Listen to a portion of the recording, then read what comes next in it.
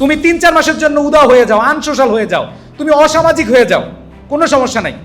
তুমি অসামাজিক হয়ে যদি সফলতা পাও, দেখবে সমাজের সবাই এসে তোমাকে ক্ল্যাপ দিচ্ছে। আর যখন তুমি সবার সাথে মিশে, সবাইকে হেল্প করে, সবার পাশে দাঁড়িয়ে যখন ব্যর্থ হবা, যারে তুমি সহযোগিতা করছো ও তোমার পাশে থাকবে না। এইটা হচ্ছে একবারে বিটার ট্রুথ।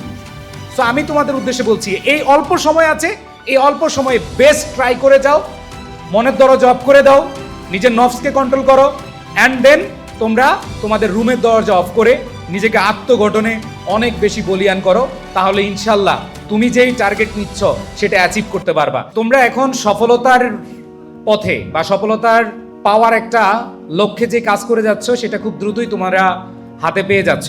এই সফলতার পথে এবং জীবনের গুরুত্বপূর্ণ মুহূর্তে জাস্ট 2টা কাজ করবা। নাম্বার 1, একটা কাজ হলো তোমার মনের দরজা বন্ধ করো। মনের দরজা বন্ধ করা মানে হলো নিজের নফসকে কন্ট্রোল করা। নিজের নফসকে কন্ট্রোল করতে হবে কেন? দেখবা যে তুমি এখন এই গুরুত্বপূর্ণ সময়ে ফেসবুকে ক্লাস করতে আসছো, তোমার ফেসবুকে ক্লাস বাদ দিয়ে তোমার রিলস চলে আসছে। ফেসবুকে ক্লাস বাদ দিয়ে তোমার দেখবা যে মেসেঞ্জারে টুংটাং শব্দ আসছে। দেখবা যে তোমার ইউটিউবে নোটিফিকেশন আসছে, আজকের বাংলাদেশের খেলায় হামজা চৌধুরী সেরা একটা গোল দিছে, বাইসাইকেল গোল দিছে। তোমার কিন্তু ওদিকে চলে গেছে। এই যে নফসকে কন্ট্রোল করা যে জায়গাটা। আবার দেখো, তোমার মনের দরজা বন্ধ করার জন্য তোমার মনের দরজায় অনেকে আবার অনেক টিয়া পাখি আইসা টুটু করে। আর দ্বিতীয় যে গুরুত্বপূর্ণ কাজটা, সেটা হলো তোমার রুমের দরজা বন্ধ করো।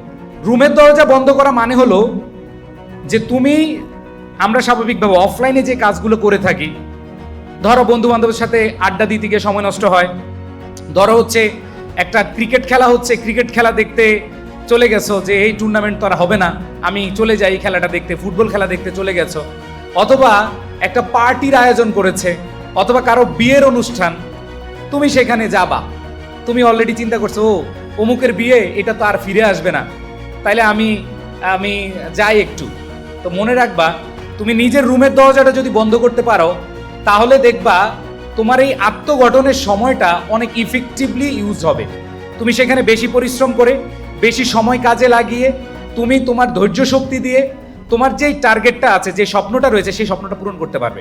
তুমি 3-4 মাসের জন্য উদাও হয়ে যাও, আনসোশ্যাল হয়ে যাও, তুমি অসামাজিক হয়ে যাও, কোনো সমস্যা নাই। তুমি অসামাজিক হয়ে যদি সফলতা পাও, দেখবে সমাজের সবাই এসে তোমাকে ক্ল্যাপ দিচ্ছে। আর যখন তুমি সবার সাথে মিশে, সবাইকে হেল্প করে, সবার পাশে দাঁড়িয়ে যখন ব্যর্থ হবা, যারে তুমি সহযোগিতা করছো ও তোমার পাশে থাকবে না। এইটা হচ্ছে একবারে বিটার ট্রুথ। সো আমি তোমাদের উদ্দেশ্যে বলছি, এই অল্প সময় আছে, এই অল্প সময়ে বেস্ট ট্রাই করে যাও, মনের দরজা অফ করে দাও, নিজের নফসকে কন্ট্রোল করো, অ্যান্ড দেন তোমরা তোমাদের রুমের দরজা অফ করে নিজেকে আত্মগঠনে অনেক বেশি বলিয়ান করো। তাহলে ইনশাল্লাহ তুমি যেই টার্গেট নিচ্ছ সেটা অ্যাচিভ করতে পারবা।